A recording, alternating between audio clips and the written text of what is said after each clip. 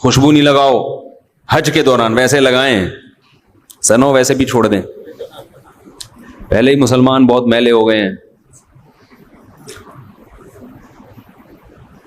تو یہ چیز مانے گا وہ؟ یار یہ کیا ہے یار؟ بولو ہمارے مذہب میں یہ ہے کہ جب احرام اترنے سے پہلے کروڑوں جانور مینا میں حلال کر دو. جن جانوروں نے آپ کا کچھ بھی نہیں بگاڑا، اتنے کٹتے ہیں نا مینا میں جانور، اتنے اونٹ نہر ہوتے ہیں، ایک منظر یوٹیوب پہ دیکھ لیں، اتنے جانور. غیر مسلم کہتا ہے یار زکوٰۃ بھی سمجھ میں آ رہی تھی، روزہ بھی سمجھ میں آ رہا تھا، فاسٹنگ سے بڑے میڈیکل فائدے ہوتے ہیں انسان کو میڈیکلی، اور نماز بھی کسی حد تک سمجھ میں آ رہی تھی، صاف ستھرا ہو جاتا ہے، وضو کر لیتا ہے آدمی، ایک گیدرنگ ہو جاتی ہے، آپس کے تعلقات اچھے ہو جاتے ہیں، پتہ چل جاتا ہے کہ اس کے گھر میں کیا ہو رہا ہے. جو اطلاع آئی تھی نا کہ وہ گھر سے بھاگ گئی ہے، تو مسجد میں آ کے پتہ چلتا ہے واقعی بھاگی ہے یا نہیں بھاگی. ایک دفعہ میرے پاس فون آیا، کسی نے بتایا، پرانا قصہ ہے، کسی کو کیا پتا کس کی بات کر رہا ہوں، کہیں سے فون آیا کہ میری بیوی بھاگ گئی ہے نا. میں اس کو بیچارے کو دلاسا دے رہا تھا، سمجھا رہا تھا. میں نے فون جیسے ہی بند کیا، ایک بندہ بیٹھا ہوا تھا، کہہ رہے کیا ہوا کیا ہوا.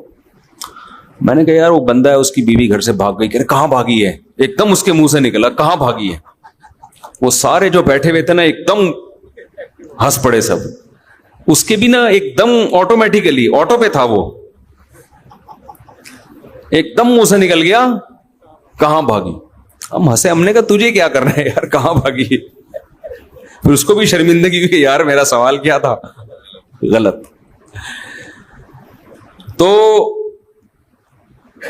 ہم بتا رہے ہوتے ہیں بھائی کروڑوں جانور مینا میں کیا ہو جاتے ہیں ذبح.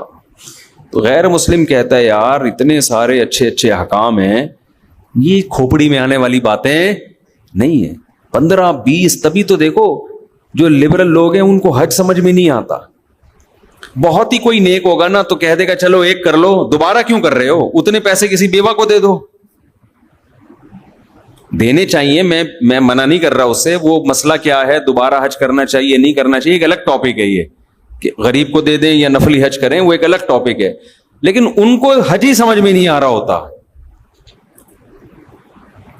تو یہ عبادتیں اللہ ہم سے کیوں کراتا ہے؟ یہ بتانے کے لیے کہ تم کس کے غلام ہو؟ اللہ کے. اللہ کے ہاں سب سے بڑی نیکی یہ کہ تم خدا کے غلام ہو.